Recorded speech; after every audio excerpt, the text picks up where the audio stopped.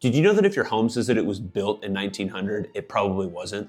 You heard me right there, folks. If your home's records say built in 1900, there's a good chance that that date was just a placeholder. You see, when cities started to digitize property records and transfer old paper files into modern systems in the early 1900s, a ton of construction dates were either missing or unclear, especially for older structures.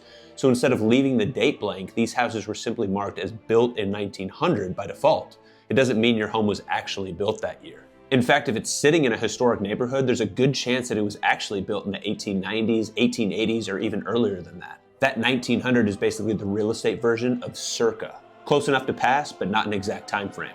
And to make things even murkier, Louisville had a series of massive fires around the turn of the century that destroyed loads of handwritten property records, meaning many of the exact build dates for the historic homes that did keep proper records were also lost to the flames. Let me show you what I mean. These are all of the houses that have sold in the Butchertown neighborhood this year. One of the most historic neighborhoods in all of Louisville, with almost all of the homes being built between the mid-1800s and the late 1800s. So let's click on a few random ones.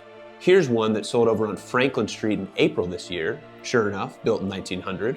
And here's another one that sold over on East Washington Street in June, also built in 1900. And lastly, here's one that sold on the other side of Franklin Street in May this year, built in 1900. And by the way, I took the liberty of checking the rest of these, and about 95% of them were also marked as built in 1900. Coincidence? I think not. All that to say, no one really knows how old most of the historic homes are around town.